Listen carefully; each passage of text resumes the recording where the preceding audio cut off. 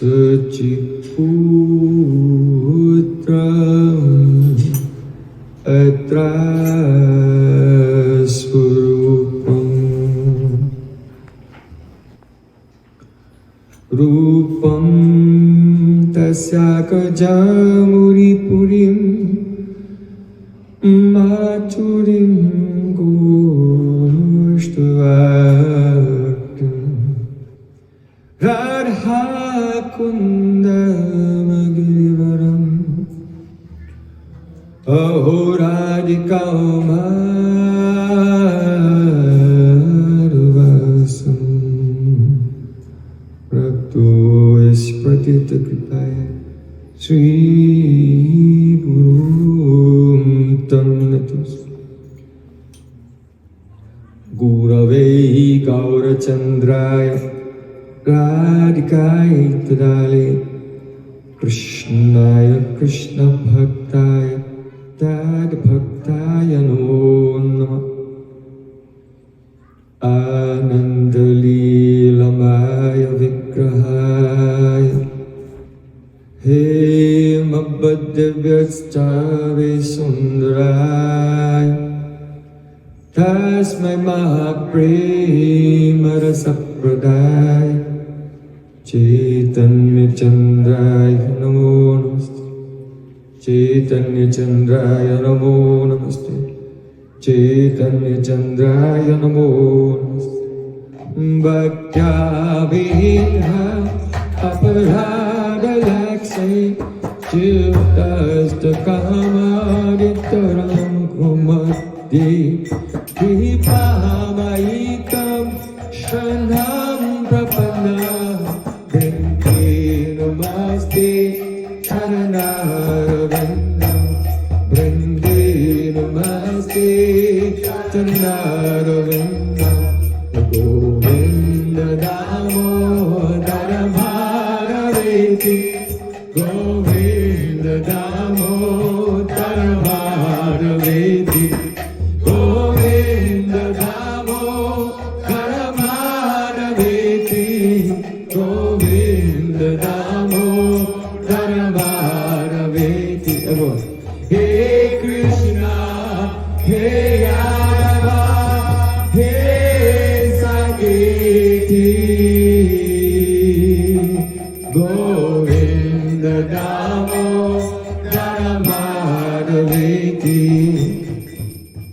Sham Sundar Shikhanda Shikhar Smaraha Smurli Manohara Radhikaras Kamama Kripanidhe Supriyachana King Kurim Kurum Tavevasmi Tavevasmi Nachivami Tayavina Jivikaya Devi Tam Namam Charantikam.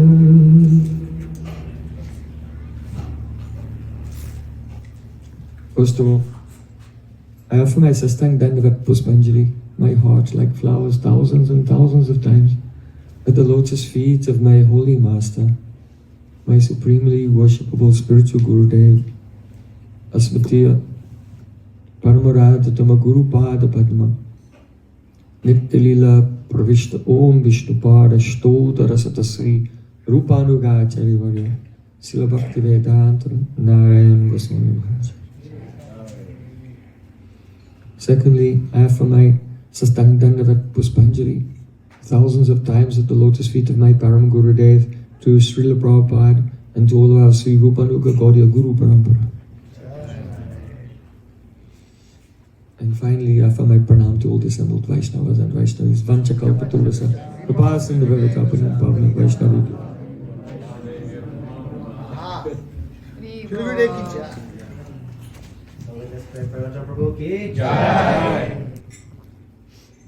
By the causes of Sri Guran Gauranga, now for the third day, we are assembling together to engage in the transcendental angas, the limbs of Bhakti Yoga. Bhakti is not an activity of this world. In this world, there are three gunas. Tamagun makes you lazy, sleepy, intoxicated, angry, violent. Rajagun makes us work very hard, seeking out some temporary material result for our own sense gratification.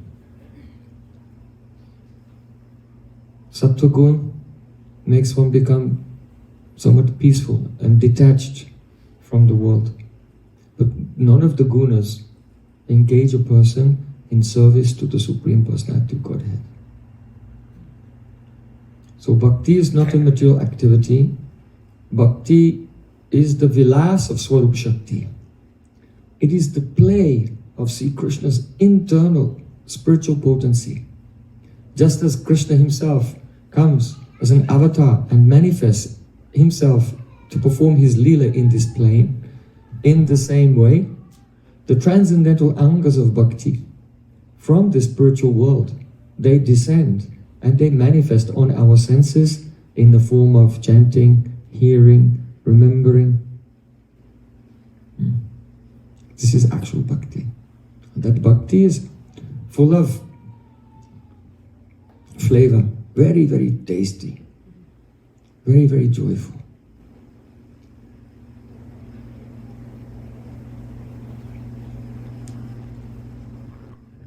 This bhakti is not just some optional activity. A bhakti yoga is not one item on the menu that you can choose from. Bhakti is the telos. That means the teleological purpose, the reason for our existence. Without bhakti, there's no meaning.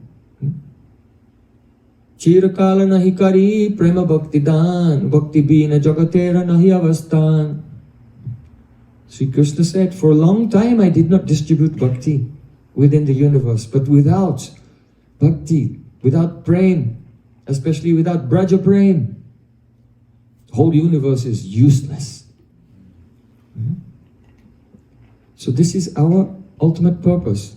Just as it is the dharma of an acorn to grow into an oak tree. So similarly, the Jaiva Dharma, the glorious prospect of every soul is to attain Krishna Prem.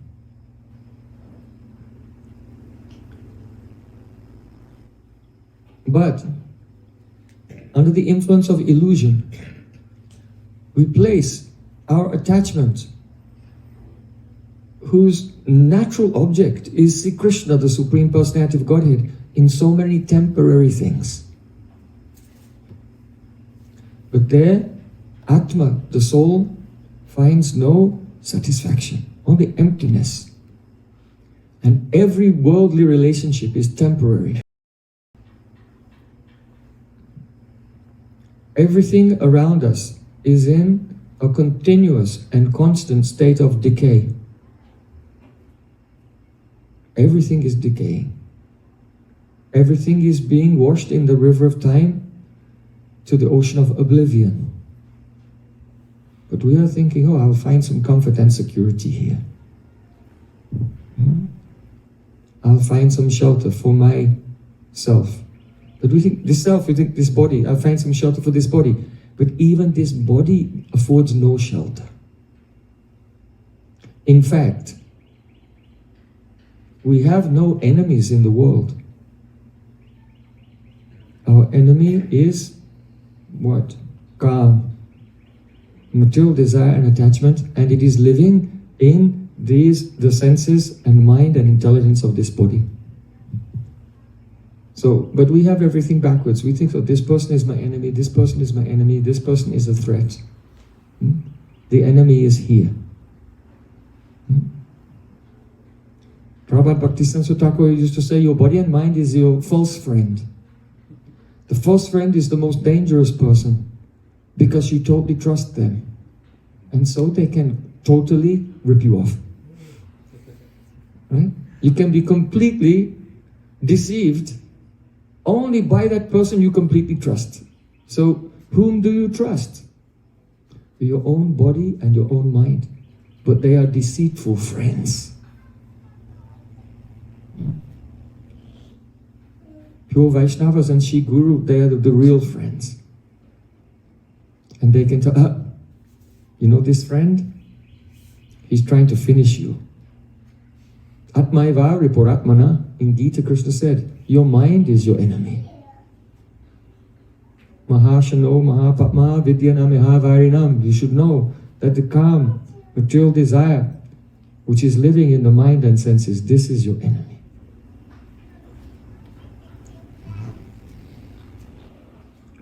So, we should not be deceived by Maya. It is necessary to collect all of our energy, all of our attachments, whatever semblance of love we can muster, and place that at the lotus feet of Sri Krishna. In this regard, there's a very beautiful history in the Vrindavan Upanishad. There was a great sage. His name was Yajnavalkya. And he had 2 wives. Do you know who are the wives of Yajnavalkya? Maitreyi and Katyayani. So as Yajnavalkya was becoming older, he decided, now it's time for me to retire. I'll take sannyas, become renounced, and I'll go alone to the forest. But I'll take permission first from my wives. So, he went to his wife Maitreyi, and he told her, now I am going to renounce. So you and Katyayani, you have a relationship with each other through me. So now I'm going to end that relationship, because I'm going to the forest, and then you two will not be related any longer. So I want to separate my estate, whatever belongings, wealth I have, and divide it between the 2 of you, and then Katyayani will take this and you will take these other things. Maitreyi said, oh my dear Swami, if the whole world, all the wealth in the whole world were mine, could I become immortal? Yajnavalkya said, no. If you had all the wealth in the world, you could live like a wealthy person with so many facilities, but still you will be in this plane of decay and lose everything. You will not become immortal. The soul will undergo repeated birth and death again and again. So, Maitreyi said, then what is the use of these things? You want to give me these things, what is the use of them? Please give me that by which I can become immortal. So then, Yajnavalkya Rishi was very happy. He said, really, you are, among my wives, you are the one that follows after my own heart. Because you are striving for immortality. This is the message of the Vedas. Shrinvantu vishve amritasya putraha. The Vedas say, oh, everyone listen. Amritasya putraha. You are the sons of nectar. Sons of immortality. That means everyone, just as a person who has a wealthy father inherits his wealth, so everyone has the right, it is their birthright to become immortal and attain the spiritual perfection of Krishna Prem. So, he was very happy, So he said, Maitreya, come with me and sit down and listen. So he said, Atmanas tu kamaya patihi priyo bhavati. It is not for the sake of the husband that the husband is dear. That means, if someone has love for their husband, then why do they love the husband?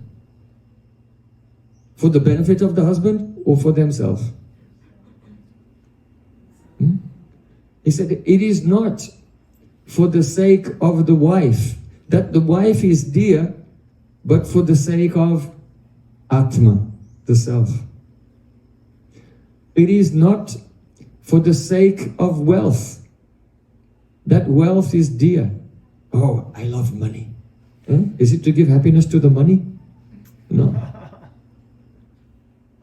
It is for the sake of Atma, the self.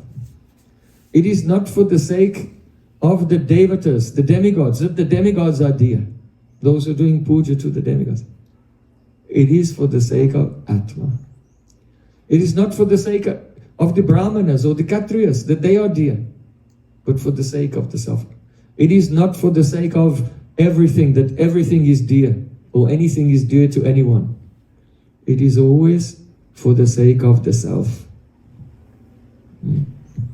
So, if anyone loves anything in this world, it is not for that object. It is because that object is related to this body. And this body is related to the mind. And the mind is related to the Atma, the self. Then the question comes, well, why is the self dear to us? Atma vahari drastavya srotavyo mantavyo nididasitabhyaha. He said, O Maitreya, it is the Atma which is to drastavya, it is to be seen. Here, Atma ultimately means the Atma of your Atma, the soul of your soul. It is to be seen. What does it mean? That means God has form. And in the enlightened state, liberated state, you have a spiritual body with eyes. So Atmavahare Drastabhyaha, the supreme truth, Atma, is to be seen. Shrotabhyaha, it is to be heard about. Mantavya, it is to be contemplated, deliberated upon. Nididasitabhyaha, it is to be meditated upon. So that means that in your liberated state, you have a body, you have senses, you have a mind, you have intelligence, everything, but in your spiritual form. And with that spiritual form, we experience the beautiful spiritual characteristics of the Supreme Lord. So, the reason anything is dear to anyone is because Atma, the self, is dear, but the self is dear because within the Atma there is the Supreme Lord.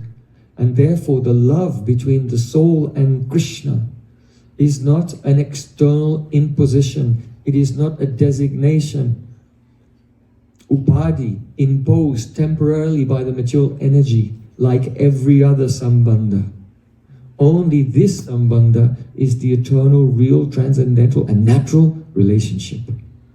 Therefore Chaitanya Mahaprabhu taught in essence his entire teaching, Krishna sambandha, bheda-abheda-tattva, Prem, Prayojan. Our relation is only with Krishna. The process to attain him is bhakti, and the goal of that process is not mukti, liberation, or even Krishna himself, but the process is the goal is prem. The Prayojan is prem, love. That love is so great. And Krishnera nachaya prema bhaktara nichai, apini nachai tina nachaya katai. Prem makes Krishna dance, it controls Krishna. Prem makes the devotee dance. And Prem itself is a third personality also, and all three dance together. So that Prem is the Prayojan. You can see in Srimad Bhagavatam, after Shukadev Goswami has described the pastime of Lord Brahma attempting to steal the calves and the cowherd boyfriends of Sri Krishna, the sakas of Krishna. In the midst of that pastime, it's seen that Balaram notices that all the parents love their children more than before. All the cows giving up their newborn calves, which they never do, go and give love and milk to the calves who are a year old. They never do that. And they love them as much as they love Krishna. It's a very strange thing. So why is it that the parents of Braja love their children much more than before? And why the cows were loving those older calves more than before? Why? Because Krishna had become all of them. Because this is Krishna's nature. Hotitanya brajagoramanya stanamritam tivra pitama tivra tebala ya samvibho vatsara tatma jatmana yadyapi na tripte yapi chalam advaryaha yatripte yadyapi na chalam advaraha. Lord Brahma said, "Oh Krishna, you are so greedy to taste the love of your devotees that you are not satisfied only drinking the breast milk of Mother Yashoda. But you became all the little boys in Vrindavan so you could drink the breast milk of all the mothers of Vrindavan.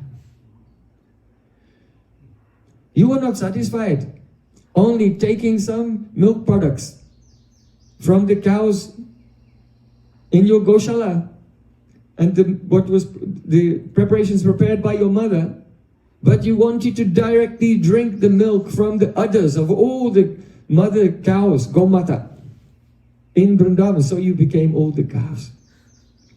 This is Krishna's nature. Krishna is a prema lampat. Lampat means a very greedy person. But greedy for what? To taste the prema of his devotees. So Brahmaji was glorifying this quality of our Radharaman, our Krishna. Very greedy for love, prema lampat.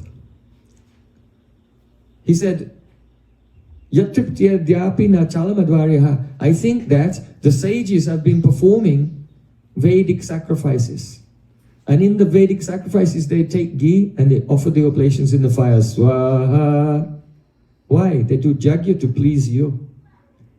But I think that by tasting even one drop of the milk from the mothers or from the mother cows of Vrindavan, you experience more joy than all of the Vedic yajnas performed by all of the rishis in the whole universe from the beginning of time, which has no beginning, until the end of time that has no end.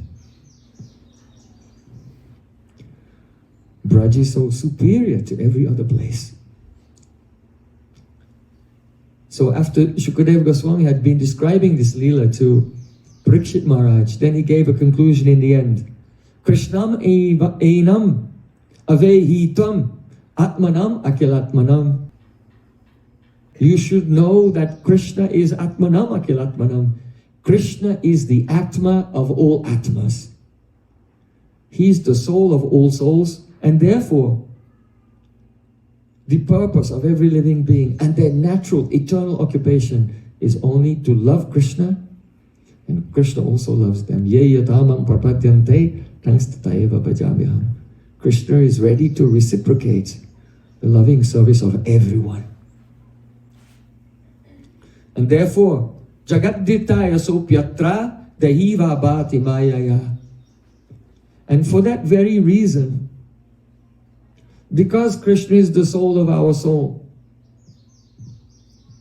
and because he wants to give us joy in eternal loving relationship with him, therefore Jagat-ditaya Sopyatra, he comes here to this world. Dehiva bhati, dehi iva, just like an ordinary person, an ordinary bodied person, Mayaya. By the influence of his yoga maya, he manifests his beautiful transcendental pastimes in this world to attract everyone so that they can realize their ultimate purpose, their purushartha. So Prem is the Panchama Purushartha. In general Vedic society, material society, they have Dharma, Artha, Kama, Moksha. First, be religious. Follow your prescribed duties in society. By this Dharma, then automatically you become prosperous. So Artha, wealth comes. And when you have wealth, you can fulfill your desires, Kama. And when you find out that actually these desires are not, they're really overrated, not what they're made out to be, then you can give that up and try to attain moksha. So Dharma, Artha, Kama, Moksha. Try to be liberated. These are the four purusharthas, four goals of life within the perimeters of the Vedic society, social order, Varnashram Dharma. But none of these dharmas are the dharma of the soul. They are the dharma of the body and mind. Within Varnashram Dharma, because your Varna and your Ashram, they're all designations, they're not the identity of the soul. So the Atma Dharma, the Bhagavad Dharma, the Jaiva Dharma, the actual occupation of the soul is the Panchama Purushartha, the fifth objective. That is also called the Prema Purushartha. The goal, that is Prem, the goal of life is Prem. So this history from the Upanishads and this pastime of Krishna and the Brahma Vimohan Lila is to impress upon us our Sambandha Gyan. You know, if you're in a national park and you come and you see a map, there's a big map there. What's the first place you look for on the map? You are here, right? Because if you don't know where you are, then you cannot understand everything around you. You're disorientated. You have to have some direction. So this is Sambandha Gyan. All the living entities in this world, they don't know where they are, or who they are, or what they are, or which way they're supposed to go. So they come just under the whims of their base urges and instincts, physical instincts. That's animal life. Dharmena hina pashubi samana. The difference between a human being and an animal is that the human being and animal have something in common. They eat, they sleep, they fight, and they have sex. These are the four things that the human beings and animals have in common. But dharmena hina pashubi samana. A human being has one extra characteristic, and that is dharma. To follow dharma. And if someone is not following dharma, their prescribed duties in life, then they're an animal. They're not fully human. They're a two-legged animal, just without horns and tail. But otherwise, no difference. But in Bhagavad Gita, Sri Krishna says, Sarva dharman prityaja mamekam shanam braja.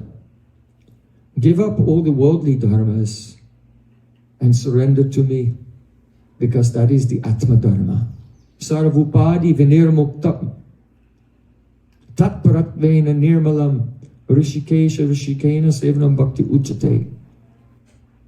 When a person gives up all external designations and with a pure heart engages his senses in the service of the master of the senses, Sri Krishna, that is called bhakti. So to understand these things, this is Sambandha Gyan. If you know them theoretically and you understand them conceptually, and you can write them down and speak them to something else, this is not Sambandha Gyan. Sambandha Gyan is when we realize it, and then we act upon it. That all of our activities are directed towards that supreme attainment. The common people of the world, they all have one policy. They think that it is our duty, it is our occupation, it is our mandatory obligation that we must serve aksaja. Aksaja. That means The things that we can perceive with our senses must be served. People of the world, they may disagree on so many things, but they all agree on this. Whether they say it openly, but they tacitly express it by their life. But the message of the Vedas, the message of Sri Guru is no, to serve the aksaja, the things that we can perceive, is not our purpose, because all of these things are temporary, they will vanish. And so the result, the end result is 0 profit and 100% loss. So the message of the Vedas, Srila Prabhupada used to say, the message of the Gaudiya Math is adoksaja. Adoksaja. The eternal truth is ada oksaja. It is beyond the senses. Adaha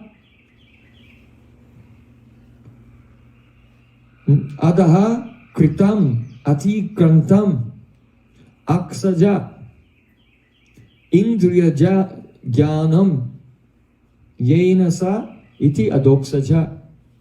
That by which we transgress and cross beyond the limitations of all the things that are perceived by the material sense instruments, that person is called adoksaja.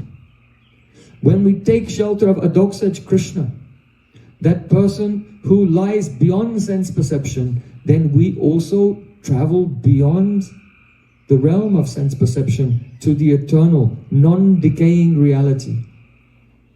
That in that reality there's no failure, there's no bluntness. Here our senses are blunt, our intelligence is blunt. We cannot perceive things as they are. So that bluntness is called kunta. But by bhakti we'll attain Vaikunta, the place where the transcendental spiritual senses have no imperfections. And the joyful eternal reality is perceived. So in Srimad Bhagavatam it is said, Neha yat dharma karmaya na viragaya kalpate na tirtha pada sevaya jivan api mrito hi saha. It's a very wonderful verse. That person who does not perform his karma, his activities for the sake of dharma. For example, generally the people of the world, they have to do some work, some occupation. So usually they're working, meditating on, I'll get some money from this, and from this money I'll enjoy some sense gratification. So that person is wasting his time. The same person can work thinking, I'm doing this sacrifice for the pleasure of God. And I offer this work to the Supreme Lord, and the fruit of this work I will use in His seva. By doing this Niskam Karma Yoga, then Gyan will come. Knowledge. Gradually, there will be a separation. Just like sometimes you can have a solution. If you leave it to settle down, then it separates. So in the same way, as the mind settles down, there is a separation. The Dehatma Vivek arises. Gyan means Dehatma Vivek, the discrimination between the body and the soul. So when a person works in a mood of the selfless sacrifice, then automatically as the mind becomes steady, there is the Vivek, the awakening of discrimination, and Gyan comes. And one intuitively experiences, I am Sakshi, I am the witness, I am seeing this world, but I am not of it. Like a lotus who lives in the water, but is not touched by the water. So that knowledge comes, and with that vairagya, detachment from the world. But then the person who is detached, what should he do? He should engage fully in pure bhakti to see Krishna. That is the progressive life. People today are very proud, they want to be progressive. I'm progressive. So where exactly are you progressing to? Where are you progressing to? Utopia. Brave new world. Where are you progressing? Progressive life means the progress of the soul towards its Param Purushartha, Panchama Purushartha, Prem.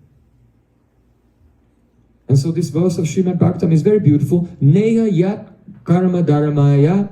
That person whose work is not done for the sake of dharma. That person whose dharma leads to vairagya. That person whose dharma does not lead to vairagya. And that person's vairagya does not lead to the service of Krishna. Jivan api mrito hisa. Even though he's alive, he's breathing, but he's a dead person. You see, if a tree is alive, what it's doing is growing. But if the tree has died, then it doesn't grow anymore. It does not produce any auspicious fruit. So the same way, the person who is not on that path in his life, moving towards his ultimate goal. It's not so important where you are, which level you're on. Are you on the Dharma level? Are you on the Gyan level? Are you on the Bhakti level? The thing is that everyone should be going in the right direction. And if they'll have sadhu-sanga, the sadhu will come and say, Sarvadhamam Pirtajan. Pull them by his mercy. Bless them with a bhakti adhikar that they can come to the pure devotional level. So this is the important thing, that everyone should be progressing towards their ultimate goal. And that person who his life is not a spiritual progress, then Jivan api mirto hisa. Even though he looks to be alive, this is a dead branch, useless. Nothing good will come from this person, for himself or for others as well. So in Bhagavad Gita, Karma Yoga has been described, Jnana Yoga, Ashtanga Yoga also. Krishna says, perform Nishkam Karma Yoga, and within that you should do every day some meditation. And remember, Om. Remember the Supreme Lord in our heart through the pranava. But then he gives the instruction, Sarva Dharmam Prichat, leave all dharmas and just do bhakti. So that is because in society there are two types of people. There are those who don't have sadhu-sanga. So for them, their optimum strategy is to follow the Nishkam Karma Yoga, work and offer the fruit to God, and meditate every day on God. And those who have sadhu-sanga, only sadhu-sanga bestows the bhakti adhikar. By hearing. By hearing, the bhakti adhikar comes.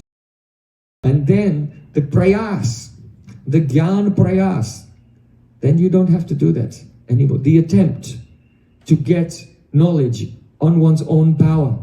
But simply by hearing very powerful harikatha, then instead of trying to climb your way up to the truth descends down to us through the hearing process. So Lord Brahma, he said, Jnane prayasam udapasya namanta eva jivanti sanmukaritam bhavadiya vartam stane stita srutigatam tanuvan manobe ye prayasodita titopya sitaistilokyam. Beautiful. Don't follow the arohapanta, the path of self-elevationism, but rather jnane prayasam. That effort is not necessary. What should you do? Jivanti sanmukaritam bhavadiya vartam. Listen to bhavadiya vartam, the description of the glories of Krishna's name, form, qualities, associates, and pastimes. Jivanti, here that means one should hear from the Jivanta Shastra. Jivanta Shastra means the living Shastra. The pure Vaishnava that is Bhakta Bhagavat. There is the book Bhagavat, the book Srimad Bhagavatam, and there is the Vaishnava Bhakta Bhagavat. He is a Jivanta Shastra, living, breathing, singing, dancing, Srimad Bhagavatam, embodied. So Jivanti Sanmukaritam, from the lips of such a devotee, just listen to the pastimes of Sri Krishna.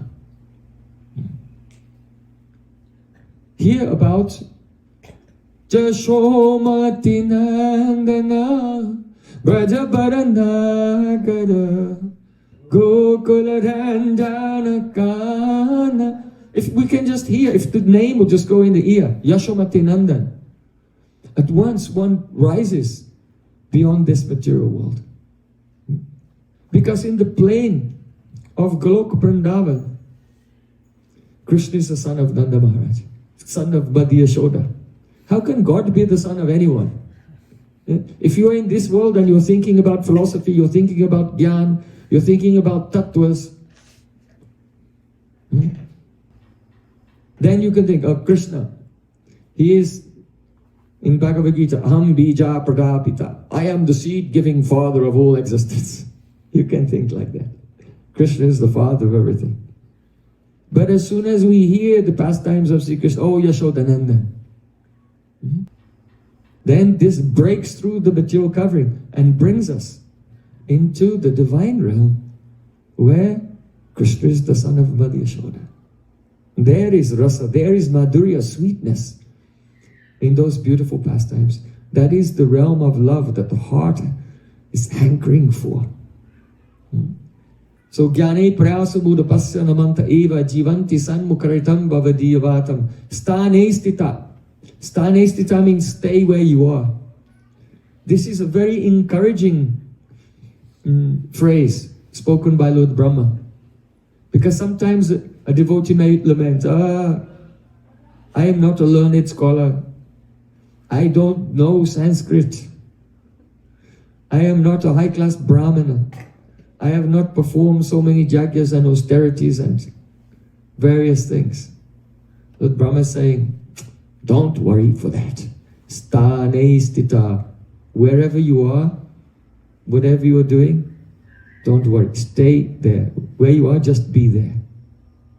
And from there, just hear. Namanta eva. Shutikatam tanuvam manobhya. One should hear and give pranam to that Harikatha by body, mind and words. By body means that when you are listening to Harikatha, you should sit up straight, no slouching, being lazy, and with folded hands, like this, and mouth open.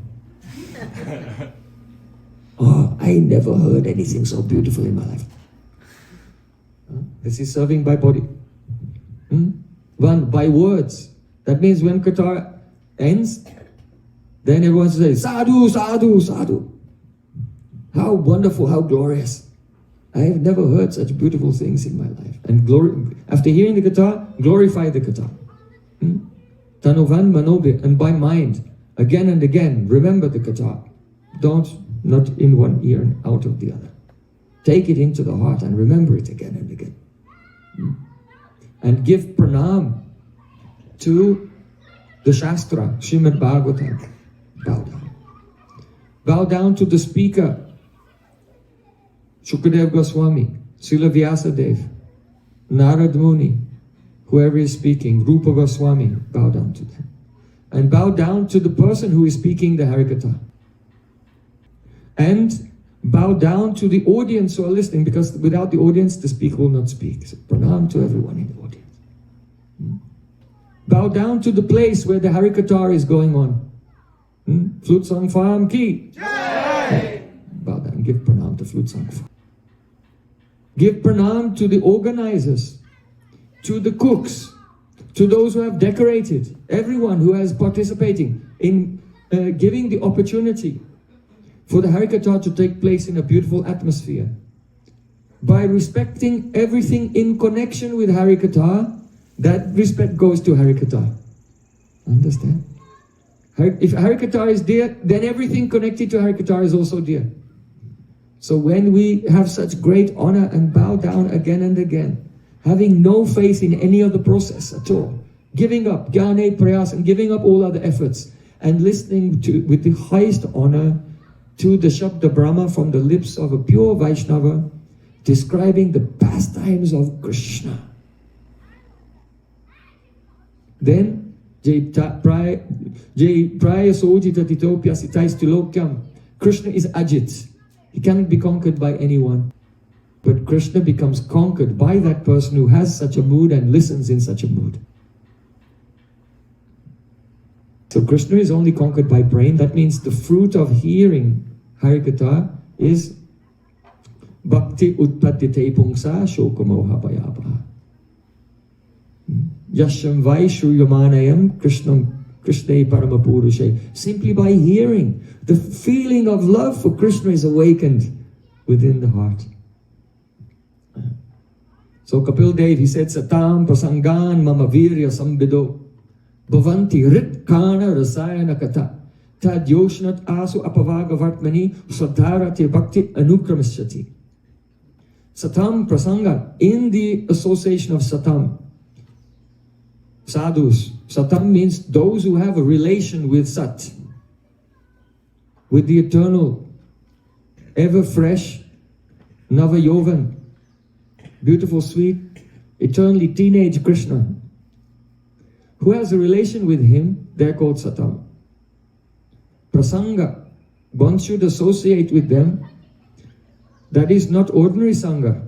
By ordinary Sangha, with the general sadhus, one can become inspired to enter into the practice of Vaidhi Bhakti and into Shraddha, faith, sadhu-sanga, bhajana kriya. But if one has the association of Braj Rasik Vaishnavas, that is prasanga. This prasanga is so powerful. Mama virya sambido. It has Krishna's virya, power, in their katha. Sambido, here sambido indicates sambit shakti. Krishna's internal potency, which is a self-disclosing, the divine mystery of his lila within the heart. That power is in the katha. And therefore, bhavanti ritkarna rasayana kata. The heart and the ear become rasayukta. This is very important. If we hear from Vaishnavas who are not rasik, the heart will not become rasa-yukta, united with rasa. You may ask a Vaishnava, oh, can you tell me something about Lalita Sakhi? And then he'll tell something about Ravan stealing away Sita. Or about, was Nalan Damayanti, love story from the Mahabharata. Or from some Sahitya. And the heart will not become rasa-yukta. So in the association of those who are Raganuga, especially Rupanuga, Vaishnavas, if we hear from them, then the opportunity comes. Bhavanti ritkana rasayana kata. The heart can become rasayukta. This is why Srila Rupa Goswami Prabhupada said first in Vacho Vegam, Manasa Krodha Vegam, control the urge to speak. Because by engaging in mundane talk, then the heart will be dry like a desert. But by diving in again and again to hearing, chanting, remembering the beautiful pastimes of Sri Krishna in Vrindavan, then everything will fade away like a dream and become insignificant.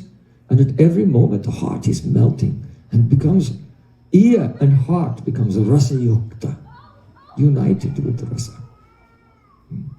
If the person from whom we're hearing himself is not rasa yukta, then how will the hearers become rasa yukta? Not possible. So satam prasangan mamavirya sambido. It is necessary to associate with such devotees. Then tadyoshnat ashwa pavarga vartmani, the path, how to go beyond this material world.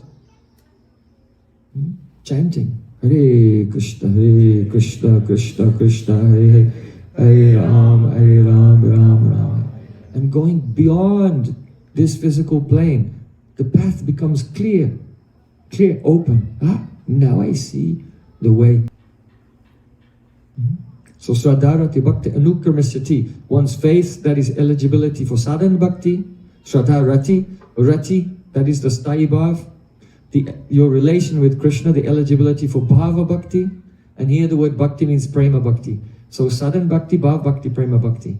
Shraddha, rati, bhakti, anukramishyati. Each one unfolds one after the other as we go on hearing in very excellent, high-class association.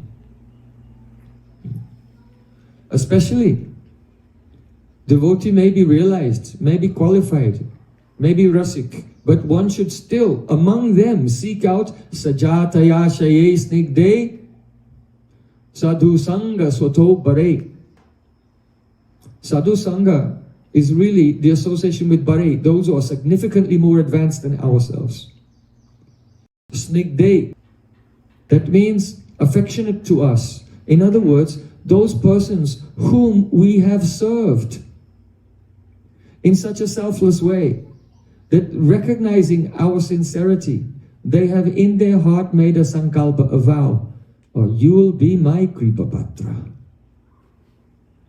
When the sadhu internally makes that sankalpa, oh, you will receive my mercy. That association. And lastly or firstly, Sajatayashe Stigde, that the ashai, the innermost region of the heart of that devotee, should be established in the mood of love for Krishna that we are aspiring for. So if someone is aspiring for Sakya Rasa, they can associate with those in Sakya Rasa. If someone is aspiring for Madhurya Rasa, if someone is aspiring for Palya Dasi Bhav, the mood of the maidservants of Radhika, seeking out the association of such a person, they should hear from them, and then by hearing, by associating, even by their glance, then this bhav will be sankramic, it will be reflected into the heart.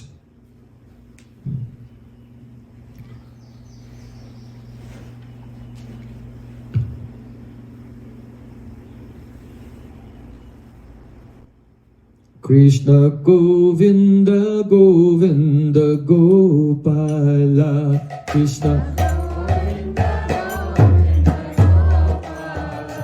Krishna Govinda Govinda Gopala Oh Krishna Govinda Govinda Gopala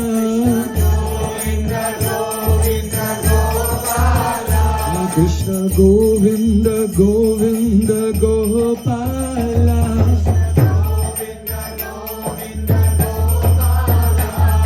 Murali Manohar Nand Lala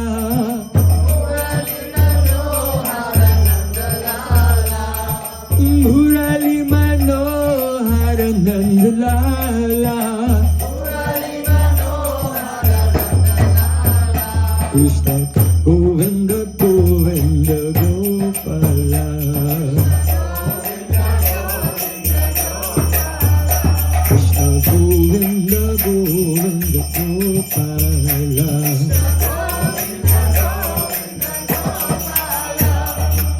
Radhe Govinda Jaya Sri Radhe Govinda Radhe Govinda Jaya Sri Radhe Govinda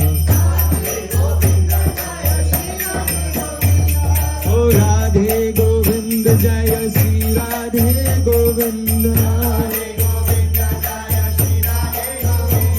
Oh Radhe Govinda Jaya Sri Radhe Govinda Oh Radhe Govinda Jaya Sri Radhe Govinda Hare Govinda Jaya Shri Radhe Govinda Murali Manohar Nand Lala Murali Manohar Nand Lala Krishna Govinda Govinda Gopala Govinda Govinda Gopala Krishna Govinda Govinda Gopala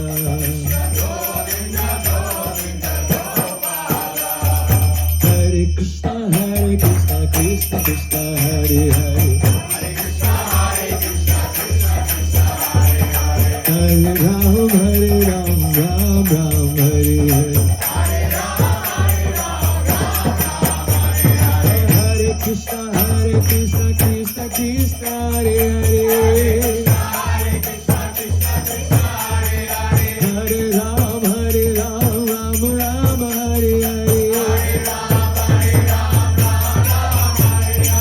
Hare Krishna Krishna Krishna Hare Hare Hare Ram Ram Hare Hare Krishna Govinda Govinda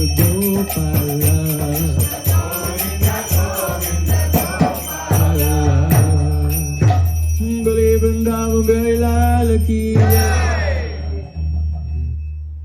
You park your body and mind and ego, everything here, leave it behind, and come with me to Vrindavan.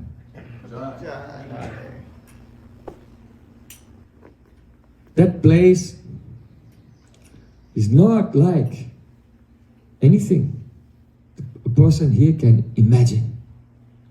Sriya kantaha kantaha paramapurusha kalpataravo udrumabhu mischintamani gayam mayim toyamamritam kathaganam natyam gamanam yavanksi priyasaki chidanandam jyoti param api tadaswadhyam api cha.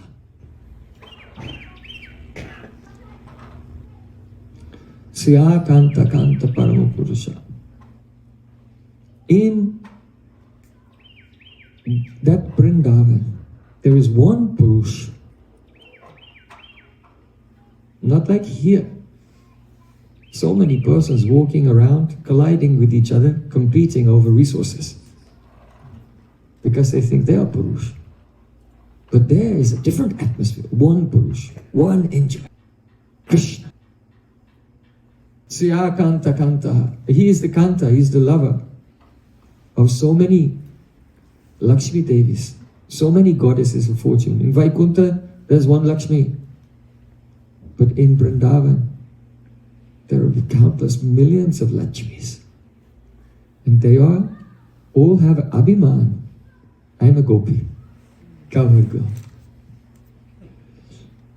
And I have to follow my Vedic duties to serve in my household. But they all love only Krishna, one Purush. Kalpatarava, all the trees there are desire trees. That means they exist to fulfill Krishna's desires. If even the trees are serving Krishna, then what to speak of the Kim Uta?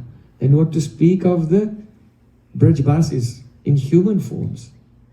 If the trees are only absorbed in serving Krishna's desires, and they fulfill the desires of others, but the others only have desires to serve him. So whichever way, whether it's directly or indirectly through others, the atmosphere is only of pure love to give joy to Sri Krishna. Kalpatarava,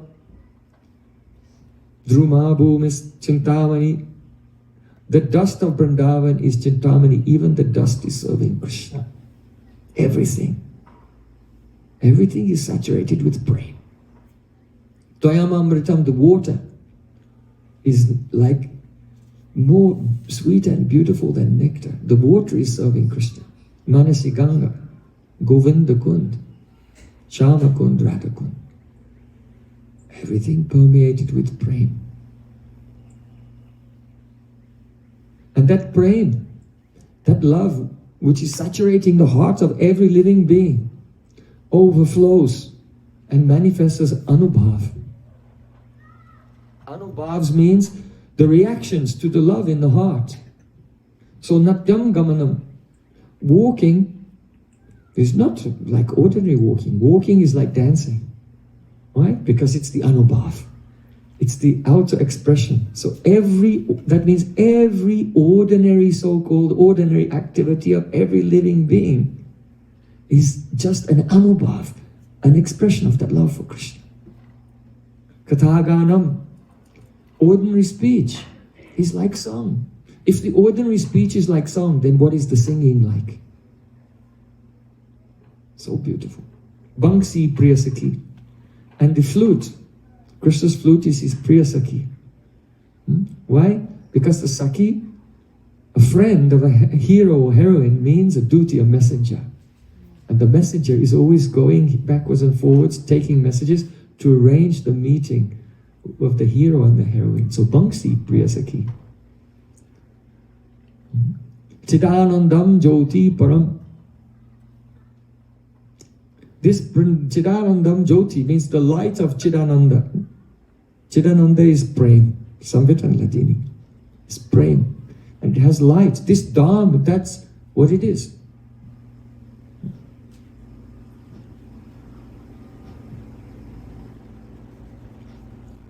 Priya Shakti Ladini Priyananda Swarup Tan Vrindavana Jagamahe Icha Sakhiyanu. In Braj Bhasid he said that Krishna is the Satchidananda, the embodiment of eternal knowledge and bliss, and his Priya, Pran Priyatam Radhika, she is his pleasure potency personified. Tan Vrindavana Jagamahe, and this Vrindavan is the shimmering, the glitter of love emanating from the Swarups of Radha and Krishna. That is Vrindavan.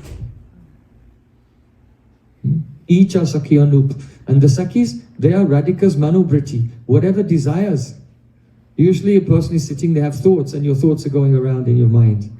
But Radhika has so many thoughts of love for Krishna, and her thoughts are running around here and there in the form of Lalita Vishaka Chittampapalata, Induleka Ranga Devi, Tsudevi, Rupa Manjari.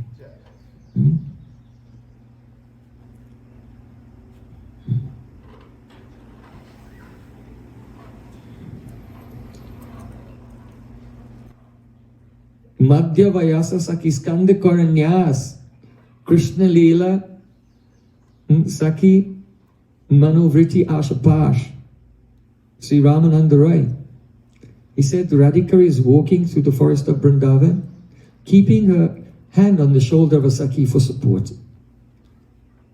Because affected by love, she can hardly stand. And in that Krishna Leela, Radhika's own Manobriti, her own thoughts are running here and there in the form of her Sakhis. So Chidanandam Jyoti Paramapi Tadaswadhyam Apicha. There everything is so relishable. That is Satgaloka Vrindavan. So one day, Srimati Radhika and her Sakhis, they were wandering through that beautiful transcendental forest of Vrindavan, picking flowers. Actually, picking flowers to worship devatas and so on, this is just an excuse to get out of the house. Their main aim and objective is somehow to meet with Krishna. Radhika was wearing pitambar, the golden cloth of Sri Krishna, because accidentally, on their previous meeting, when she woke up and she was tired, she just grabbed his cloth by accident and went home with it. So Radhika is with her Sakhis and she's wearing the pitambar of Krishna from their previous encounter.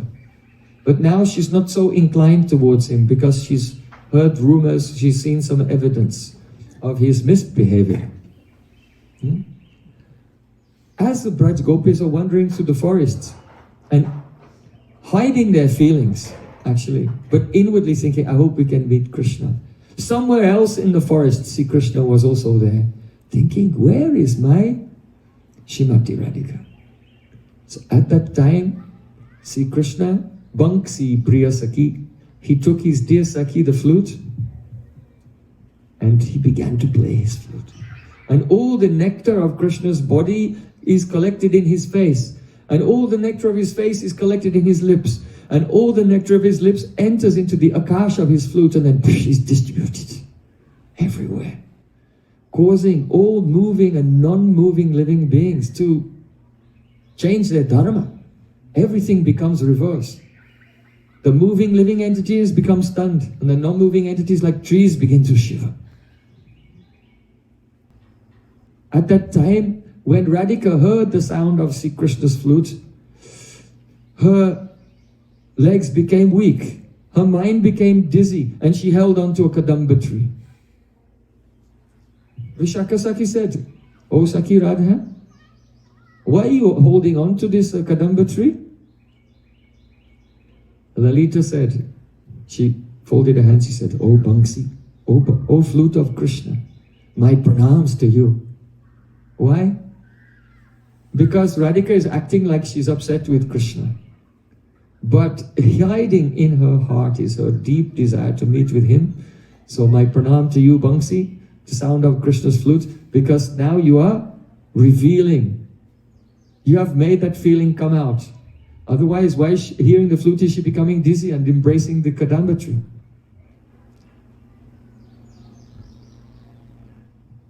So Lalita, she approached Radhika. She said, "Alam avahita lahari bihi, enough with this avahita bhav. Avahita bhav means hiding, the concealment of emotions. This is the nature of gopis. They don't express their love directly. They often hide their emotions. So Lalita said, oh, alam avahita laha, love, enough with these waves of the concealment of emotion. Now the truth is coming out.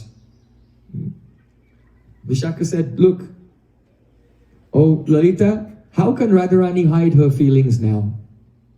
Because this flute, the sound of Krishna's flute, all Vani, you know Vani? Vani means instructions, Vedic instructions. But all Vani comes from Venu, actually.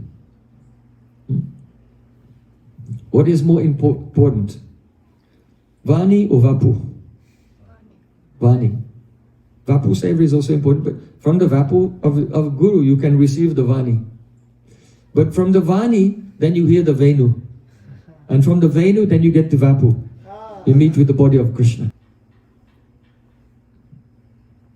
The origin of all Vani is Venu, actually. So Vishaka Saki was joking. Within the earshot of Radharani, oh Lalita, just look. We see that this Venu, it must be the source of all the Vani. Why? Because this Venu is like the Atharva Veda. In the Atharva Veda, there are mantras for doing exorcism. So if someone is haunted by a ghost, and that is giving them such a pain and problems, then the exorcist can come and chant the mantras of the Atharva Veda and exorcise that ghost. So Vishaka Saki is laughing at Radhika's expense. Oh look, this Vani, the Vani of the Venu, is like a mantra of the Atharva Veda because it is exorcising the ghost of Radhika's shyness. The implication that was giving her so many problems. Why is she so shy? Not only that, but this Vani of the Venu is like the mantras of the Samaveda. Why?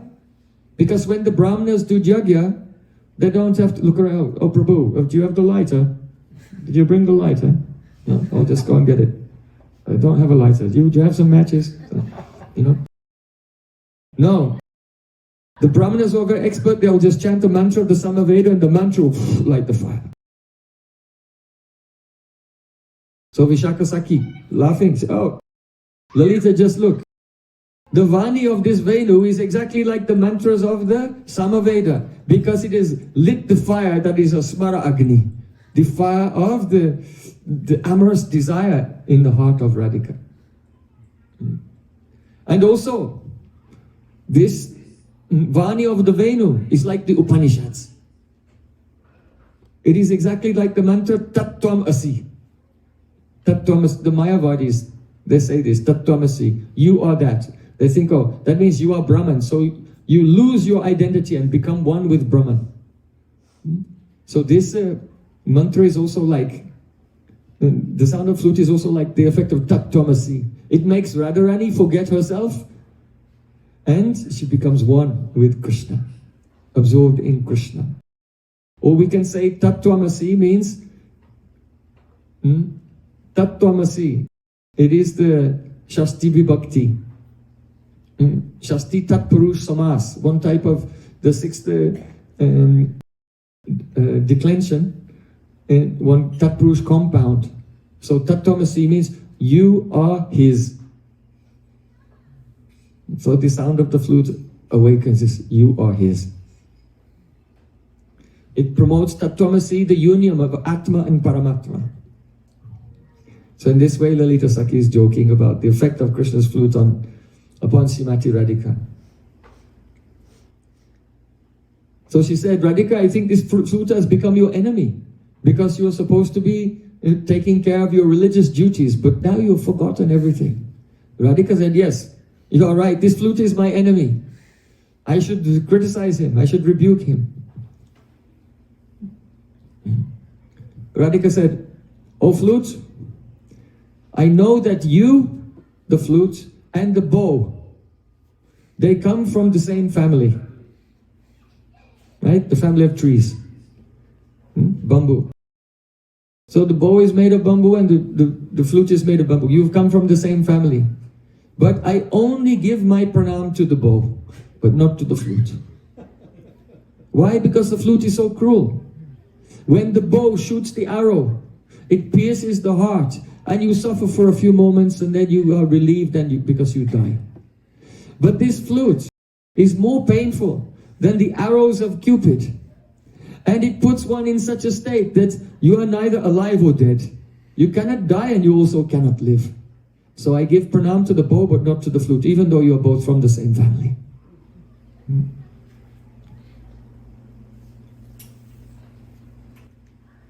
So then, Radhika is undergoing these ecstatic symptoms, hearing the sound of Krishna's flute, and see Krishna is in the distance still. He did not find Radhika yet, but he saw Radhika's pet doe, right? A female deer. Radhika has a female deer named Rangini. Krishna said, look, there's Rangini. There's a Radhika's pet doe. That means that Radhika she must be very closely following behind. We'll find her just now. Krishna told his Saka Madhumanga. And just then Radhika appeared there. When Krishna saw Radhika, no one can describe how beautiful it is. Krishna becomes bewildered. He forgets everything. This is the symptom. Because Radhika's Mahabhav, and this Mahabhav, the waves of a Mahabhav wash over Krishna, then he has the symptom of the Mohadibhavi Piyatmadi Sarva Vismardam Sada. Mahabhav makes you forget who you are, where you are. Krishna has the Vismay Ras, astonishment. He has waves of so many century bhavs, like Tarka Vitarka. What am I seeing? What is this? He cannot recognize Radharani. He thought, this is not Radhika's pet deer Rangini. This is the deer on the moon.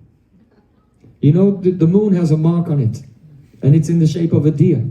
See, Krishna thought that the deer has jumped off the moon and come here, and now I'm seeing for the first time a spotless moon. The spotless moon is following behind, and the deer which has jumped, because if the deer will jump off the moon, then the moon will be spotless. More beautiful than ever before. So, now I'm seeing a spotless moon, and this must be the deer that jumped off the moon. What is this? And then Krishna's mati came. After Tarka Vitarka, thinking, what is it like this, or is it like this, is it like that? Then, when the person settles on a conclusion, oh, it's the daughter of Prishubhana Maharaj, then he recognizes, Shrimati Radhika has come.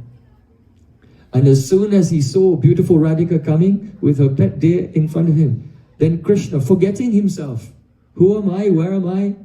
Then he just began to run towards her. And as he went to run, then Madhumanga grabbed him by the hand. Don't run, my dear friend.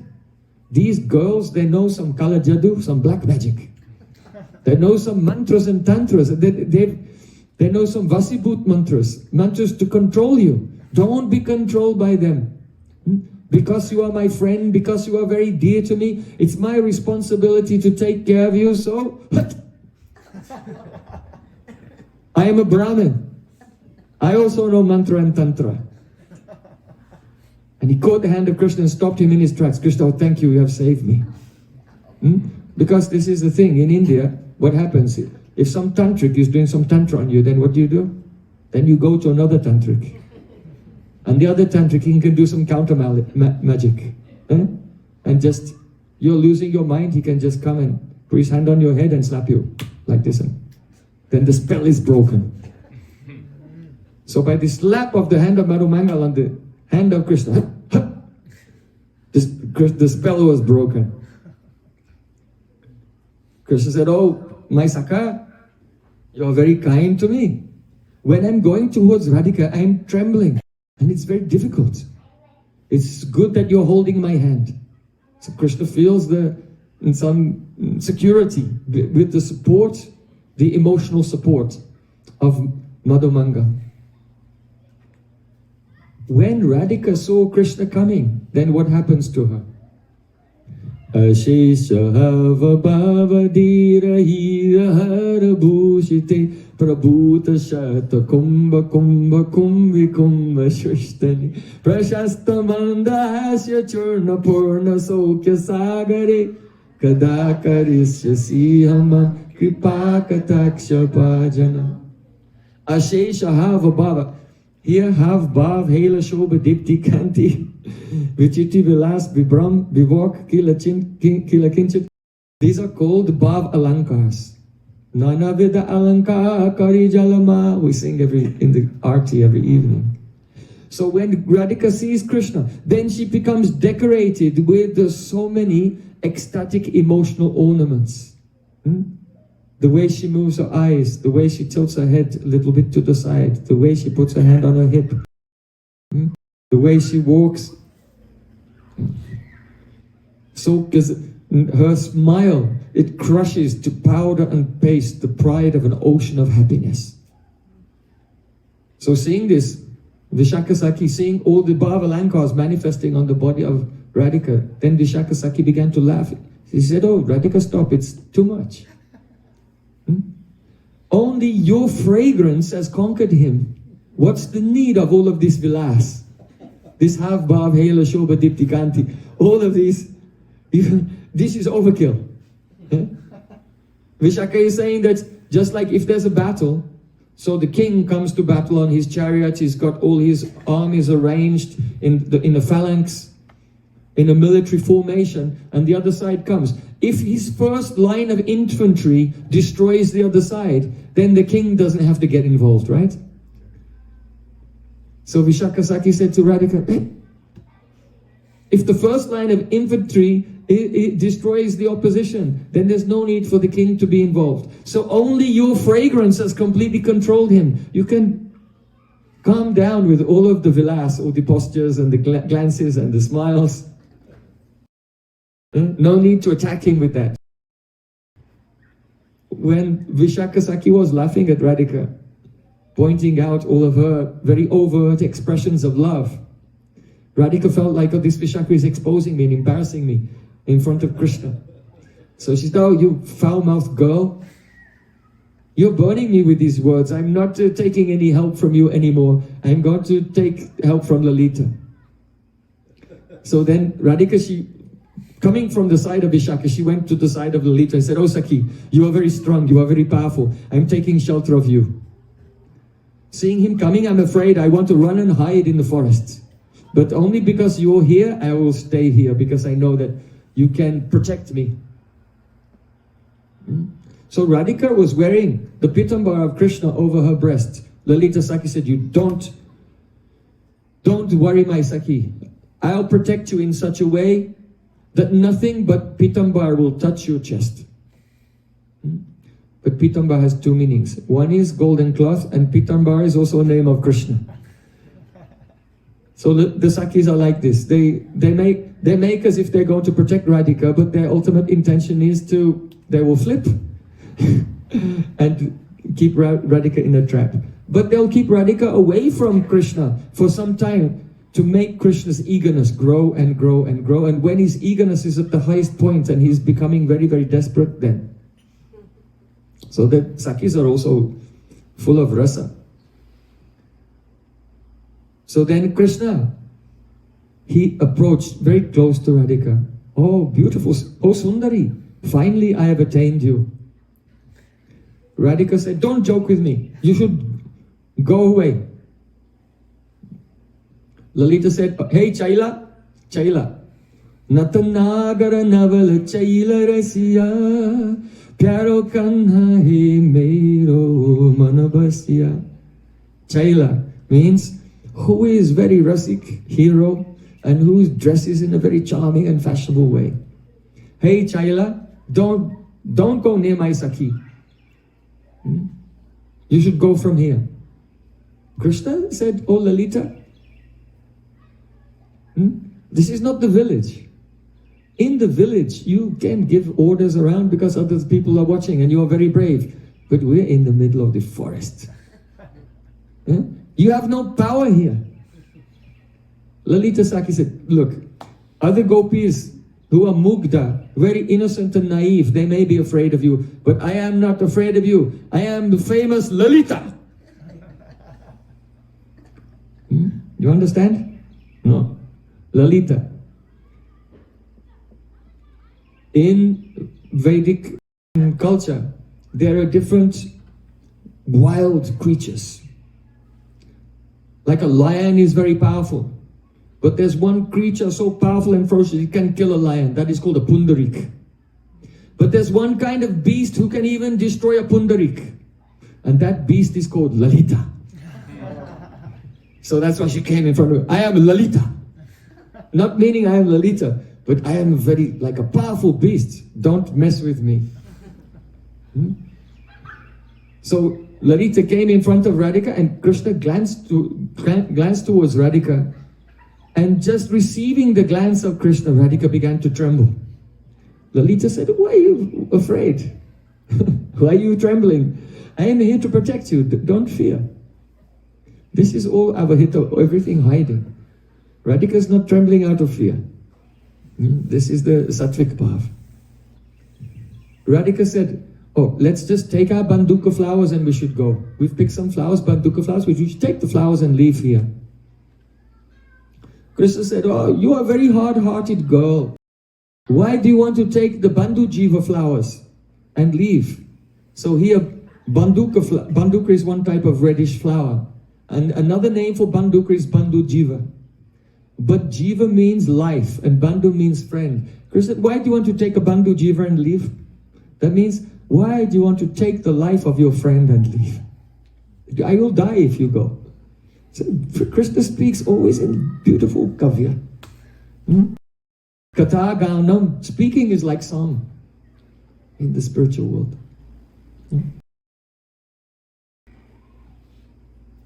Radhika said, don't come near me, I'm going to go and complain to your mother Yashoda. Krishna said, you can go and complain to Mother Yashoda, I'm not afraid of that. I'll just tell her that you've stolen my pitambar and I was just coming to take it back. There's a saying in Braj, na sambita bayam brajet. Don't go anywhere without your upper cloth. So Krishna, he wanted to take that upper cloth of Radhika, so then she could not go anywhere.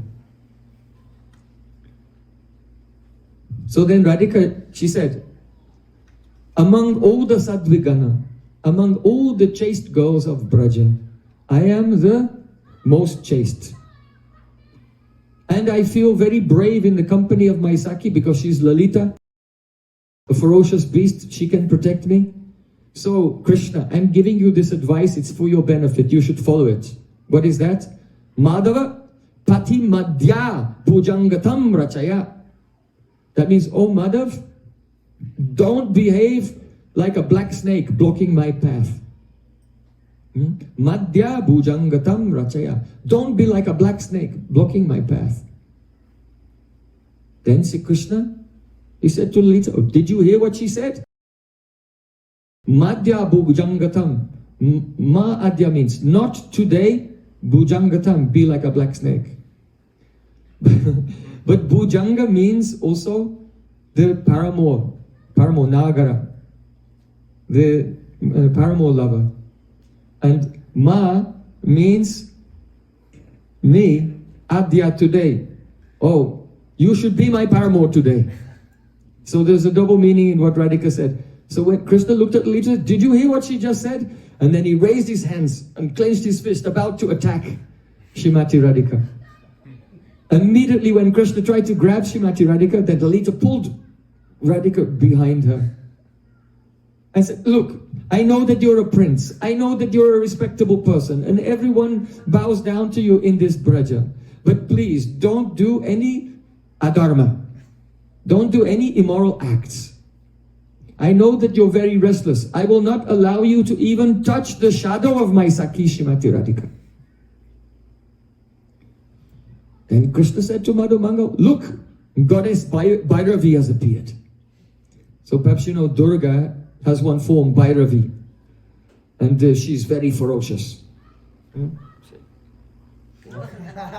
Very extremely ferocious. So, oh look, Bhairavi has appeared. But Krishna was making a joke. Why? Because Lalita's husband is named Bhairav. So, this is Bhairav.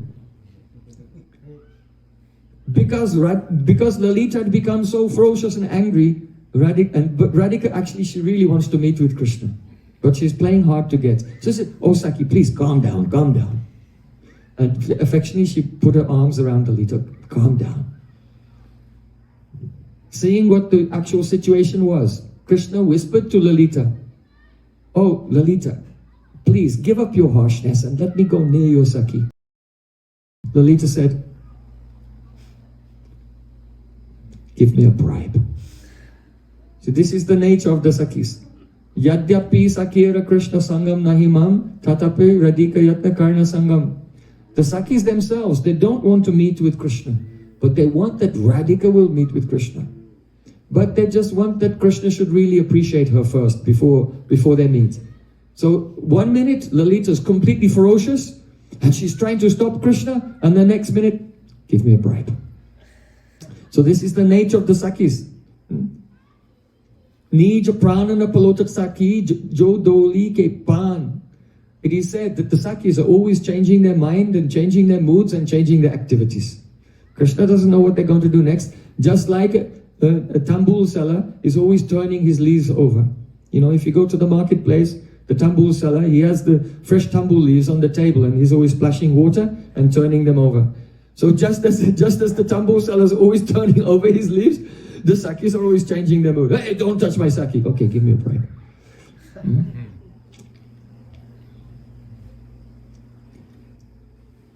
Very beautiful. Krishna said, okay, I'll give you a bribe.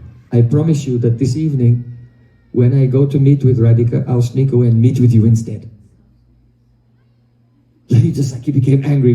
Go away, you clown. No, Vidushak. Why? Yadyapi Sakira Krishna Sangam Nahiman. She herself doesn't want to meet with Krishna. And Krishna also, he knows that she doesn't want to meet with him. So when she said, give me a bribe, she said, okay, I'll meet with you. He was just teasing. Because this is the nature of Braja. Nature of Braja, the Brijbasis, they never say, hello, how are you? You look very nice today. No, teasing. Teasing, provoking, tormenting each other all the time. This is the real expression of love. Stotram yatra tatastatam prakatayats chittasya date pyatam. Purnamasi Devi said, Nindapi pramadam prayachati pariyasa sriyam bhipati. If someone will be respectful to one Brijbasi will be respectful to another one, then the other one will be disappointed. What's wrong with him?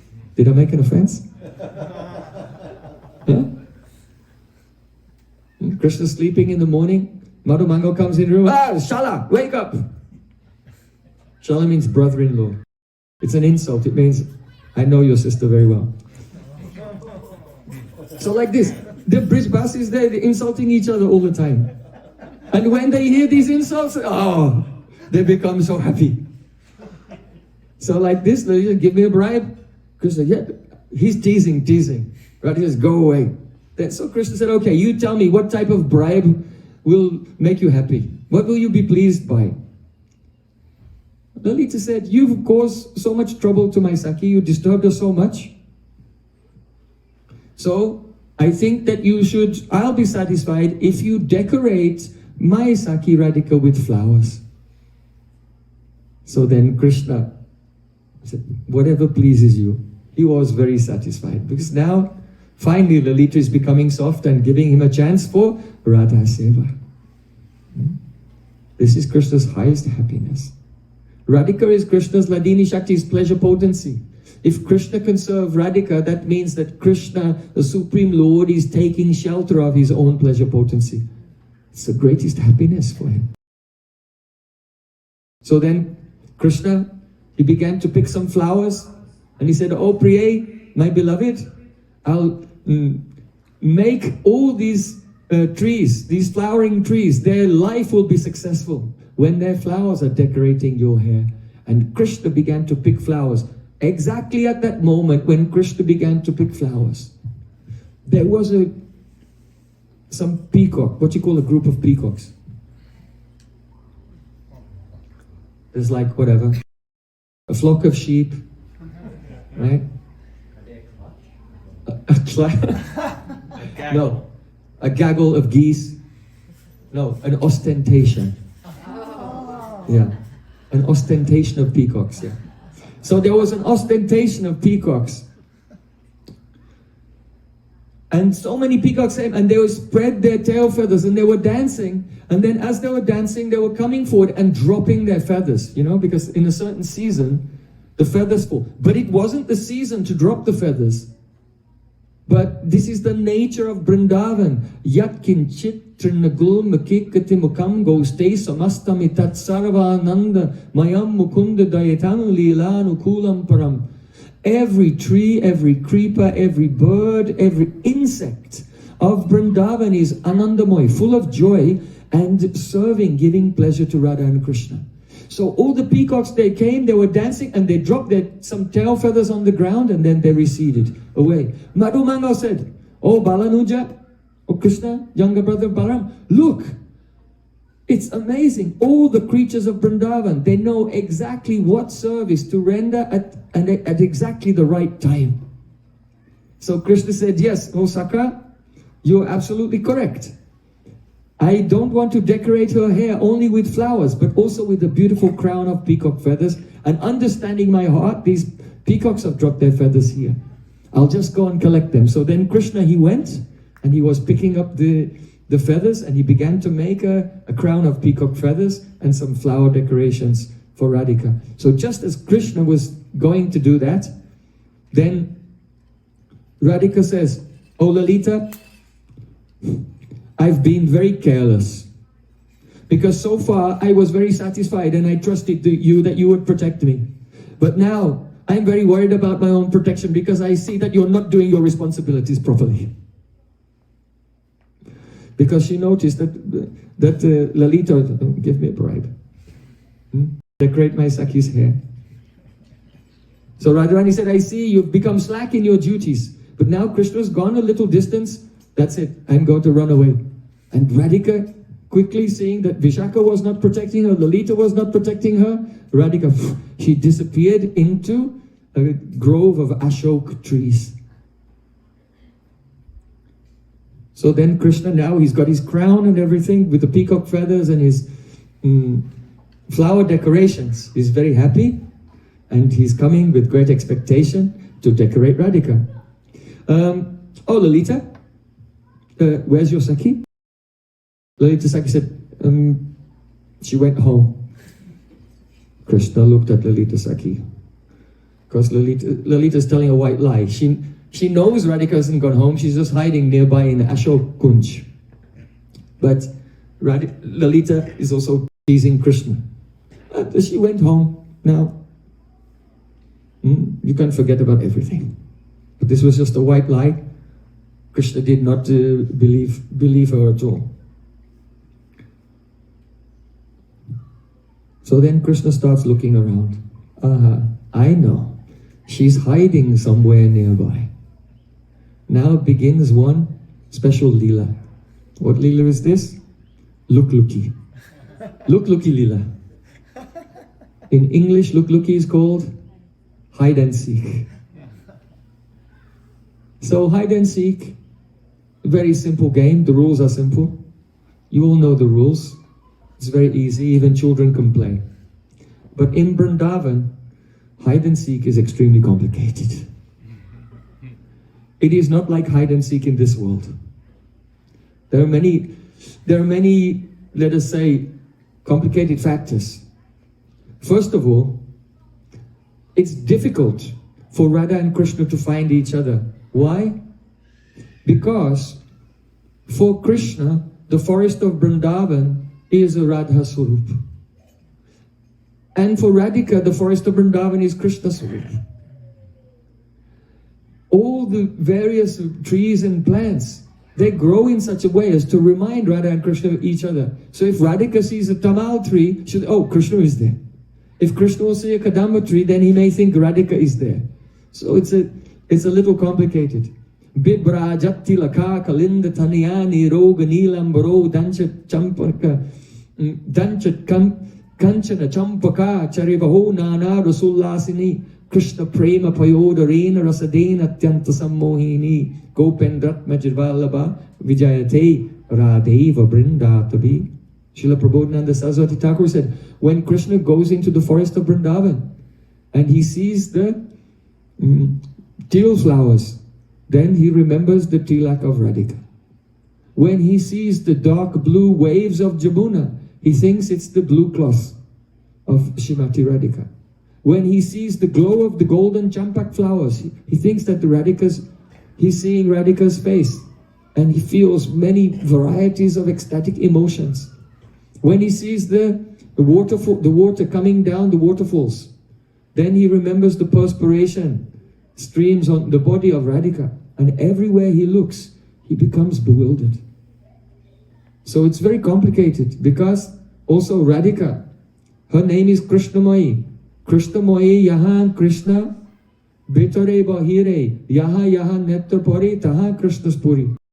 Radhika's name is Krishnamayi. She always sees Krishna inside and outside. So if you have two persons who are so overwhelmed with love that they're always seeing each other everywhere, then how will they find each other?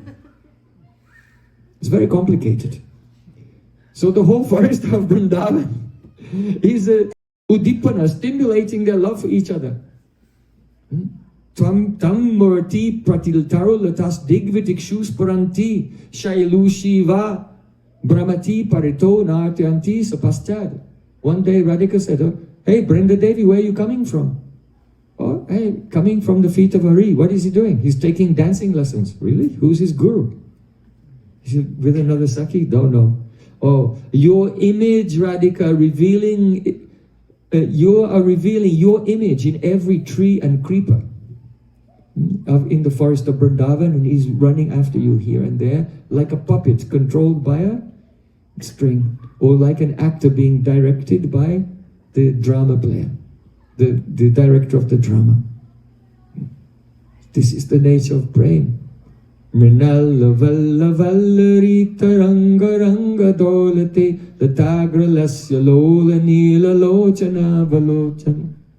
When the breeze blows and the creepers in the tree move, Krishna thinks, oh, this is the graceful arms of Radhika is walking here. So looky, hide and seek. For Radha and Krishna and the Sakhis, it is not like as we imagine hide and seek in this world. Not only that, but Krishna and the Sakhis, they also know some tantra and mantra, some magic by which they can make themselves disappear, become invisible, by which they can sneak out of any place without being seen. There are other problems as well. One of the characteristics, 25 characteristics of Radhika is Gandun Madhava Madita. Gandun Madita Madhava. That means that Radhika is so fragrant that her fragrance spreads a very long distance. So if Radhika is hiding, Krishna can just follow the fragrance and find her. Another problem is that because Radhika is so fragrant, then the bees, thinking that the fragrance of her breath is one very sweet, delicious lotus flower full of nectar, so wherever Radhika is, then the bees will fly there. So it's very difficult for Radhika to hide. Her fragrance is going everywhere. The bees are flying in her direction. So there are some pros and cons. On the one hand, Krishna might see Radharani anywhere because in Prem, but then he may be able to find her by following the clues of the fragrance or the bees or the birds. Or Radhika cannot hide her effulgence. Another problem is a glance. The glances of Radha Krishna as well. Because when Radha and Krishna walk through the forest of Vrindavan and they glance here and there, it's a very mysterious thing.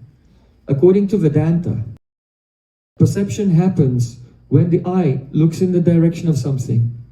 Then some portion of the chitta comes out of the eye and wraps itself around the object to make the model. And then you see that model made by the chitta. So when the glance comes, then is actually a portion of the chitta embracing the object which is being seen. This is why we want to have a kripa dristi, the kripa kataksh, the merciful glance of Guru Vaishnavas, merciful glance of Krishna, because it means some portion of their chitta is coming and embracing us. So when Krishna walks through Vrindavan, he's glancing here and there, or Radhika is glancing here, wherever they look, then the flowers blossom, the fruits appear on the trees. So the Sakhis, they can know where Radhika has gone or where Krishna has gone by seeing the trail of ecstatic flora and fauna. This is, you could never imagine that hide and seek was so complicated. There's so many things actually. You know that if a very beautiful chaste woman will touch an ashok tree with her foot, what happens? It bursts into bloom. If a chaste lady will embrace a mango tree, the blossoms will appear. The Amra Manjaris will appear. If there's a bakul tree and some saliva from a beautiful chaste woman will touch the bakul tree, it will burst into bloom. That's why sometimes in Vrindavan, Krishna plays his flute and all the bakul trees, they burst into bloom. Why? Because some Braj Gopi is there and in ecstasy she's drooling. And the saliva touched the bakul tree. So, because of all these ecstatic symptoms and the various reactions of various trees and so on. So hide and seek, look, he becomes very complicated in Vrindavan. Anyway, I digress. We'll come back to the pastime. So then, so Krishna came back, he's got his crown and everything to decorate her. Hey, where's your Saki Lalita? Lady said, oh, she went home. You are lying. I know that you're lying. You are very cruel to me. But I'll remove your pride and all your deceitfulness. I'll find her very easily. So then Krishna was looking around here and there. And then he went in one direction. And then he said, oh, my beloved, I found you. Madhu Mangal burst out laughing. Bhobayas, oh my Saka, I think that your brain is still dizzy from the time that Trinavarta took you for a spin. You know, when Krishna was only very small baby, the whirlwind demon came and took Krishna up into the sky. So Madhu Mangal said, I think that you're still dizzy from that time. The pastimes with Trinavarta. That is not Shrimati Radhika, that is a Stala Kamalini. It is a golden land lotus covered with the effulgent golden pollen. So then Krishna, he rubbed his eyes and said, oh, yeah, it's not Radhika. After all, it's just the land lotus. Krishna said, oh, my friend, you see the truth. You say the truth, that's right. It's not Radhika. He looked around again and he went in another direction. He said, oh, now I have found my Kumkumangi.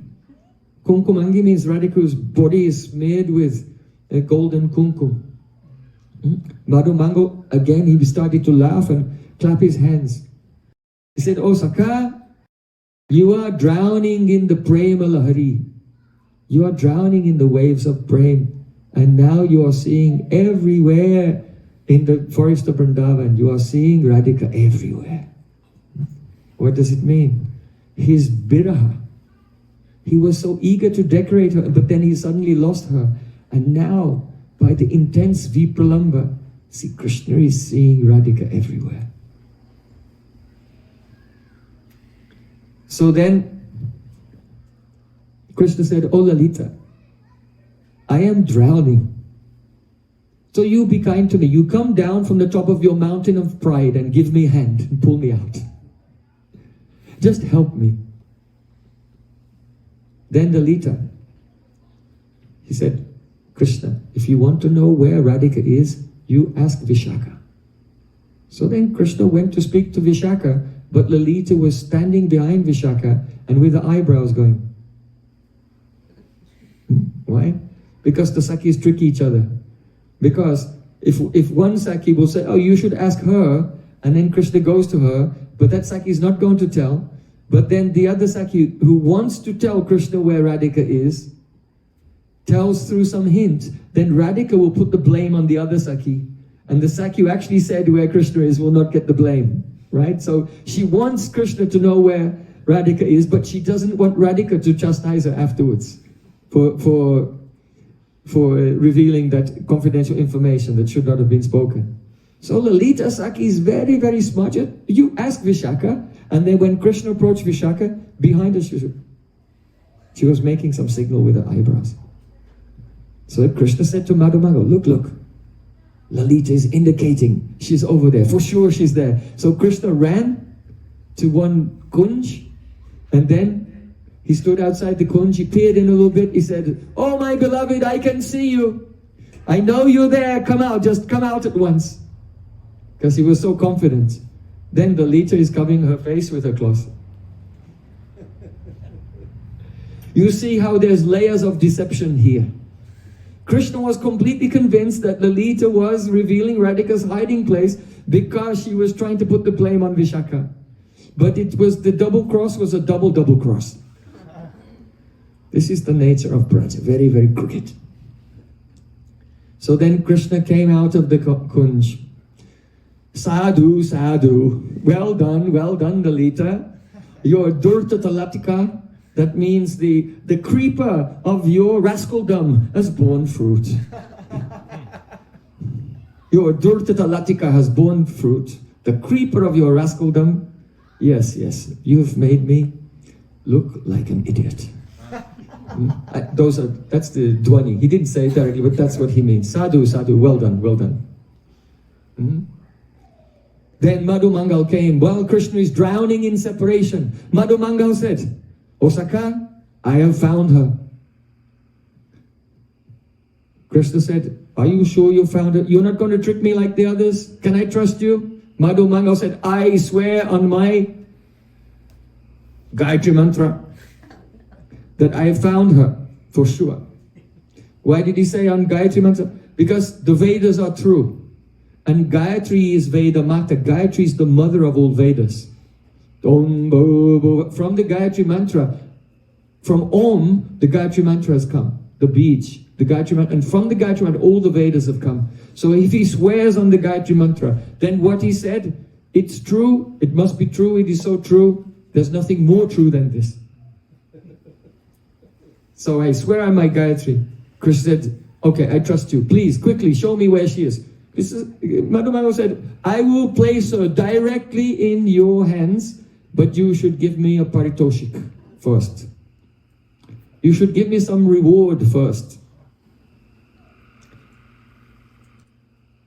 Krishna, he had a very beautiful garland of jasmine flowers, malati flowers, and he offered this malati flowers to Madhumangal. Very, very respectfully. So then Madhumangal said, "All right, hold out your hand." Krishna held out his hand. Madhumangal put one leaf in Krishna's hand. "You take her." Krishna looked on his hand, and there was a leaf, and Madhumangal had written on the leaf, Radha. 2 syllables. Radha. There's nothing more true than this. What? Abhinatvam nama namino. There's nothing more true than the holy name. And the names, Nama and Nami, are the same. When Krishna saw the syllables, Radha, he said, "Oh Saka, I am very pleased by your gift." When the syllables of my beloved's name, they enter my ears or even enter my eyes, then I feel extreme joy. What to speak of myself feeling extreme joy. The 2 syllables, Radha, they give joy to the entire universe. Jai Jai Sri Radhe!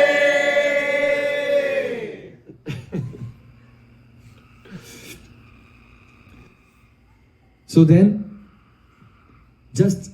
Krishna looked and saw, Ashok trees do not blossom in this season. But he saw there were so many Ashok trees, they were not blossoming, and one of them burst into blossom. Then he realized, hey Madhumangal, Radhika must be there. Because when a beautiful chaste woman touches an Ashok tree with her foot, then it blossoms. So for sure, she must be there. So then Krishna, he ran to that kunj of Ashok trees, and he said, "Oh my beloved, please tell me what happened. Why did you run away from me?" So then Radhika, she came out from the Ashok tree.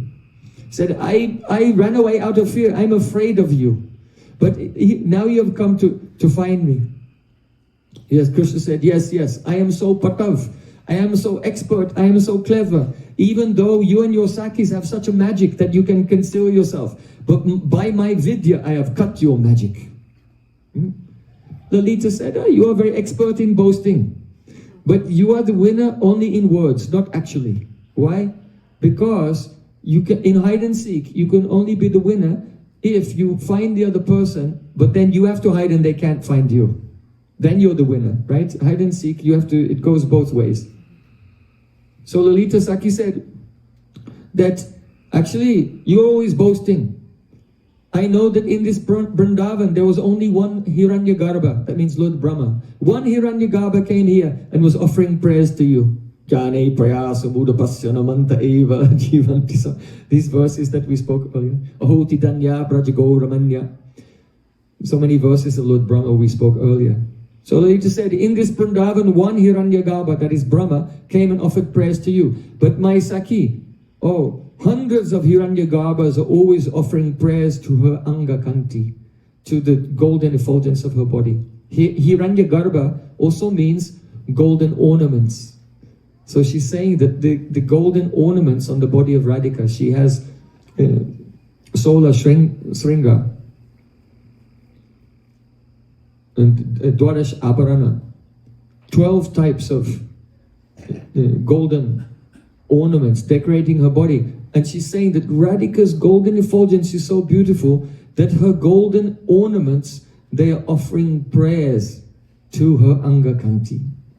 So Lalita was glorifying the beauty of Radhika in this way. And Krishna, you may be proud because you have lifted Govardhan Hill. But my Saki, she defeats you. She has defeated you hundreds of times just by her glance. Ananga ranga mangala prasanga bangura pruvam savibramam sasambramam driganta banapatanai nirantaram vasikritam pratiti nandanandane kadakarisya sihamam kripakatakshabhajanam. By the arrow of her glance, Radhika completely brings Nandanandan Krishna under control. So she said, you have lifted Govardhan Hill once, but my Saki has defeated you, the lifter of Govardhan Hill, many times and very easily, just by a glance. Krishna said, Lalita, that's true. It's true, it's true, it's true. I accept it. But I sometimes also control Srimati Radhika. So you just see. Now I'll hide in the forest and all your pride will be destroyed because you won't be able to find me. So then all the Sakis with Radhika, they agreed, okay, so be it. You go and hide. So then Lalita Saki, she covers the eyes of Srimati Radhika. 1, 2, 3, 4, 5, 6, 7, 8. Krishna goes to hide. So Krishna was thinking, in this forest just to the north, there is a very dense grove of tamal trees. And it is filled with the black bees. If I will go there because of my dark complexion, hiding in the dark grove of tamal trees, she will not be able to find me. So then Krishna went and he hid in that grove of tamal trees. So then 8, 9, 10. Then Radhika, she was looking around. Lalita Saki said, oh Radhika, come with me, let's search for him in this direction. Radhika is obeying Lalita. Saki pranayita vashaha. One of the 25 qualities of Radhika is she's controlled by the love of her Sakis. It's a very sweet thing that though Radhika herself is most qualified, more qualified than any Saki, but she defers to them and what the Sakis tell her to do, she does that. When the Sakis say, oh Radhika, you're tired now, you should rest, then she rests. When the Sakis say, Durubai Saba Shiti Lata Abhipuni Kelo Ai, oh now your fatigue has gone away, again play. So the Sakis control the Leela. Oh now Leela on pause, now Leela play again. Like that. How glorious are the Sakis of Srimati Radhika. So Radhika said, oh Lalita, as my Saki says, I will do. Let's go. So they were searching. Gradually, She came to that northern forest where the tamal trees there. She did not arrive there yet. Just as she was coming, she looked on one side and she saw some deer. And the deer was standing there with the grass just hanging from the mouth and not chewing it. Radhika thought, oh, Krishna must have come this way. Why? Because the kataksh, wherever Krishna's gone, wherever his glance has fallen, it has given ecstasy to the trees, to the deer, whatever he has seen. Radhika went a little further. She saw some birds, but these birds were not sitting with half-closed eyes in a trance. And she saw the trees, they were not dripping honey, like tears. She said, oh, Krishna did not go in that direction. Right? Because the ecstatic symptoms weren't in the flora and fauna of the forest of Vrindavan. So then she went a little further, and then she saw bumblebees were going here and there. They were completely intoxicated, but they were not landing on the flowers. She saw the parrots were sitting next to pomegranate. Parrots like pomegranates. But they weren't eating the pomegranates, they were just like rishis. Prayojan vihaga munayo vanesmin krishnexcitam tarititam kalovenu gitam aruya ye druma bujan ruchira pravalan shinvanti melita drisho vigatanya vacha. In Srimad Bhagavatam, gopis said, I think these birds, they must actually be great sages. Because when they see Krishna or hear the sound of his flute, just like the sages, they go to the higher and higher shakas, the branches of the Vedas.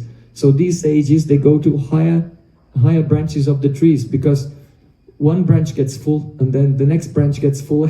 So the birds who are coming to see Krishna, they go to higher and higher branches. And then hearing the sound of his flute, instead of fluttering here and there and squawking, they sit with half-closed eyes like rishis, giving up every other activity in silence and meditating on the sound of Krishna's flute. So Radhika was saying, oh, look, see how these birds, they're in ecstasy. Krishna must have gone this way.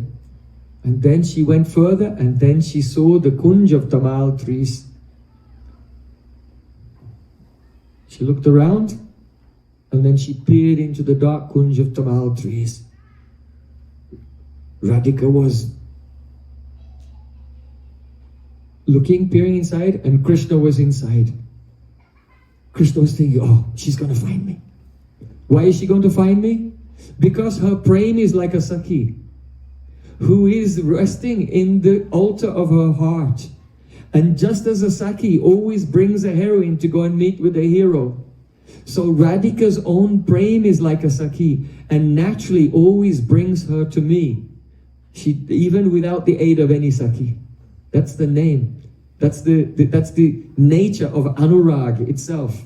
Na kajalo duti, na kajalo an. Duhun ke milanito madhya panchaban. Ramanandarai told Chaitanya Mahaprabhu. Radhika said, in the beginning, I did not look for a Sakhi. No one brought me to Krishna. It was the arrows of Cupid who arranged our meeting. So Krishna is panicking. Now he's thinking, her Prem will guide her to me. This is the nature of Prem. It always brings one to Krishna. Apna lukaite Krishna nana yatna kare tatapi tahara bhakta jane tahare. Krishna's Kaviraj Goswami Pad said, Krishna, he makes so many efforts to hide himself from everyone in the world, but still the devotees find him. Why? Pasyanti kechida nisham tvadananya bhava. If someone has ananya bhav, one-pointed love, Krishna cannot hide himself from that person. This is all that is required. One-pointed love for Krishna. So Radhika is the pinnacle of one-pointed love. How will Krishna be able to hide? She will be guided by her Prem to meet with him. So Krishna was thinking, oh, she's going to find me. So I'll stand very still and become like a pillar, like a statue, like a Nila Kila, Nilamani Kila. That means like an effulgent statue made of the sapphires. And Krishna stood very still and he was praying, O darkness, my old friend. I mean, literally, he said, oh darkness, my friend, please come and make it become so dense that Radhika cannot find me. Otherwise, it will be very embarrassing. So then Radhika came right up to the place where Krishna was, and it's very, very dark. And she peered inside, and she looked straight at him, and Krishna is hoping, I hope she doesn't see me. And then Radhika looked around and said, no, Krishna, he's not here. Krishna's not here, Krishna. She didn't see me. Then Radhika began to smile, and she said, Krishna's not here. There's just this sapphire pillar is here. And it's just so many moons are reflecting from this sapphire pillar. So then Krishna thought, oh, she's teasing me again. Why? Because she saw Krishna, but she acted like she didn't see him. I said, because you know what's the word for so many moons? Chandravali. Chandravali means a row of moons or a collection of moons. So Radhika looked and, no, there's no one here. There's just one sapphire pillar. And it has so many moons reflected in it. Then Krishna, So then Krishna, he gave up his pretense. He said, oh, because your face is beautiful like a moon, and it's reflected many times in the waves of my love for you. Because there's one moon, but if there are many waves, then you may see many moons on the surface of the ocean. In the ocean of my love for you, there are many waves. So your moon-like face is reflected there. And then Radhika pretended as if she was surprised. Oh, it's you. This is one bhav alankar. It's called the mugdha. There are so many half bhav, helak, shobha, diptika we discussed earlier. So one bhav alankar of Radhika is called mugdha. It means when she knows everything, but she acts like she doesn't know anything. So she was like that, and also by her words she was provoked Krishna, because she said, oh, she's still upset with me because she found out about my accidental meeting with Chandravali. So then Krishna, he gave up his pretense and came out, and Radhika said, oh, it's you. Oh, I didn't notice you there. And Krishna said, you are very playful. There's no need for any of these cunning jokes. Just come with me into this beautiful kunj and rest for a while. And then Krishna has been he's been teased enough. He's been teased so much. So now Radhika, there's a stage of anurag, when it develops into praspara vasibhavatishai. In Prem, Krishna, if someone has Prem, Krishna is controlled by that person, and that person is controlled by Krishna. In Prem. So what to speak of Sneha, Man, Pranaya, Rag?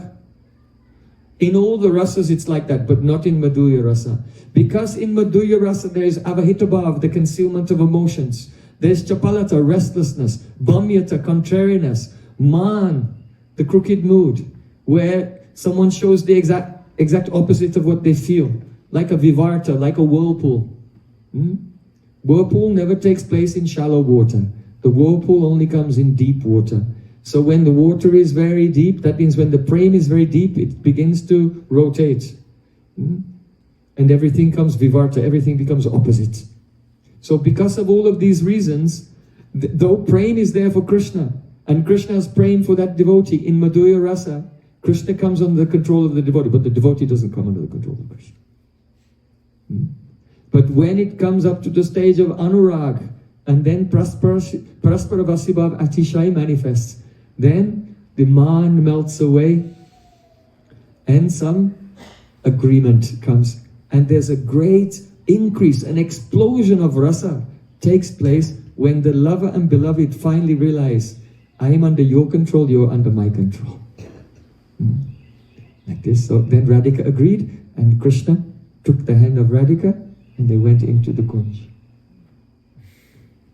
Jai Jai Radha Krishna Jugala Mila. But not Arati Karai Lalita Disakigan. Because Lalita and Radhika had gone on ahead searching, And Lalita and Vishaka didn't know where they were. So they are only looking, where is Radhika, where is Krishna, where did they go? So now the Sakis are seeing all the various Udipana in the forest and the reaction of the birds and so on, trying to find Radha and Krishna. So, but Madhurena Samapayat, we should end with the sweetest thing. So, Jai Jai Radha Krishna Yugala Milal. Bole Vrindavan Bihai Lala Ki Jai, Bole Saniwali Ki Jai, Jai Jai Sri Radhe. Satam prasangan mama virya sambido bhavanti ritkana rasayana kata.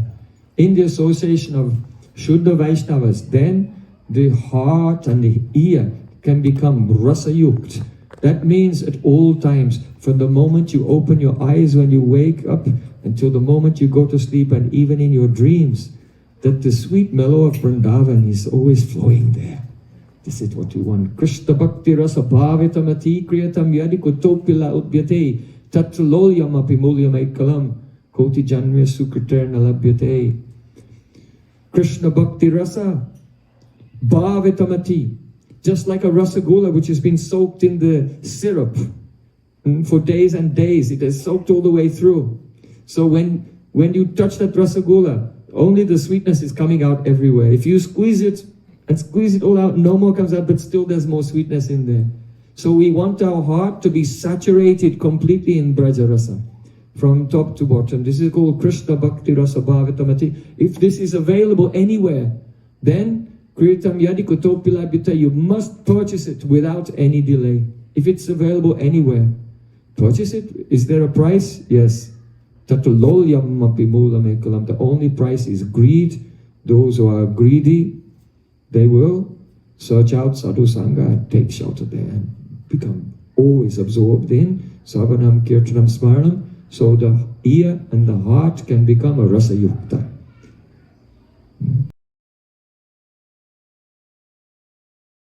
Or Premanande Hari Hari